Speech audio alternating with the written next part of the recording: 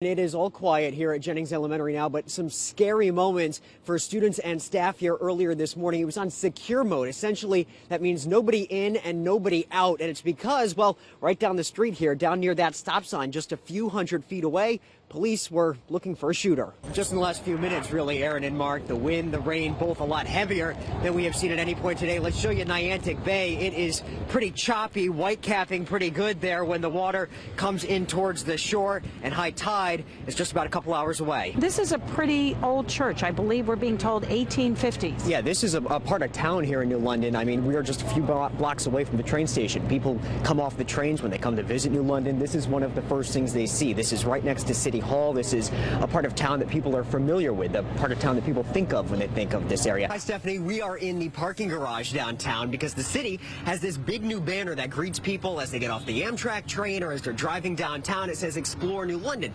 This weekend, you're going to have about 200,000 people doing just that. But like you said, is the rain going to have an impact? Block Island Ferry, looking up onto it, you can still see little bits of smoke coming off of the bridge. A bulk of that smoke cloud can be seen from miles away. I was over in Niantic when we first heard of this, and you could see it clear as day from there. It looks like a big rain cloud coming off of the bridge right now. Have seen an ambulance get up, make its way onto the bridge. All throughout Norwich, you're seeing scenes like this one here. We have got flooded parking lots, flooded roads, flooded businesses, flooded homes.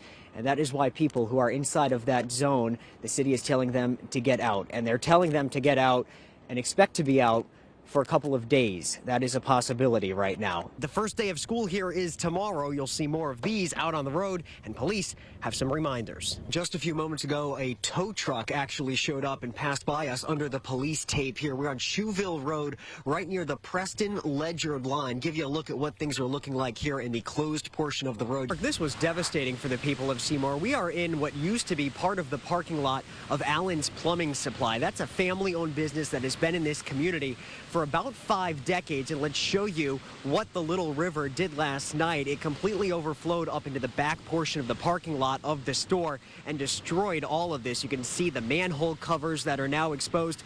Further over, closer to the river, you can see one of the propane tanks. The store sells a lot of those. We have some more snow coming down. We are actually on the Bascule Bridge here in Mystic. It's coming, but it's not exactly sticking. I mean, on the railing here, you can see this untreated area. It's that slushy, wet snow. This is all that we've seen this morning.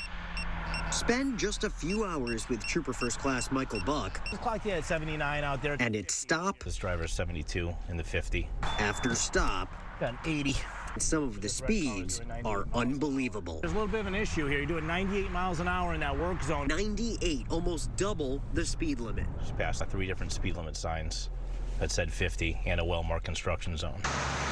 Construction here on 95 in East Lyme is ramping up. The road is narrow, the work is heavy.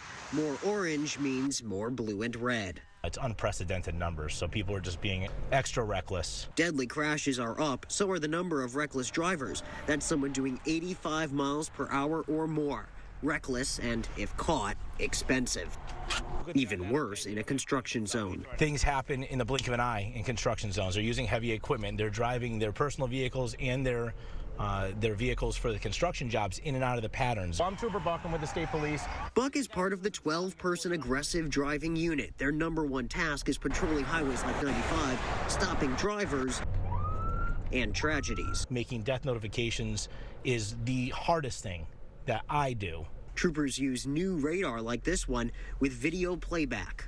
Right there was at 75, so you can see the moment that we hit it. To make a stop and give a lesson. We want to encourage a culture of safe driving, not only in work zones, but in the state of Connecticut. Here, with a temporary reduced speed limit, the speeds seem even worse. You'll see people going 100 miles an hour, weaving in and out, driving, passing on the passing lane.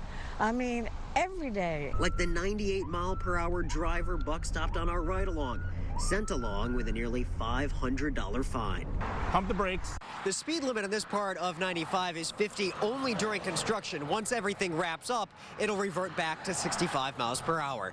In East Lyme, Luke Hajdasz, Channel 3 Eyewitness News. It is all quiet here at Jennings Elementary now, but some scary moments for students and staff here earlier this morning. It was on secure mode. Essentially, that means nobody in and nobody out. And it's because, well, right down the street here, down near that stop sign, just a few hundred feet away, police were looking for a shooter.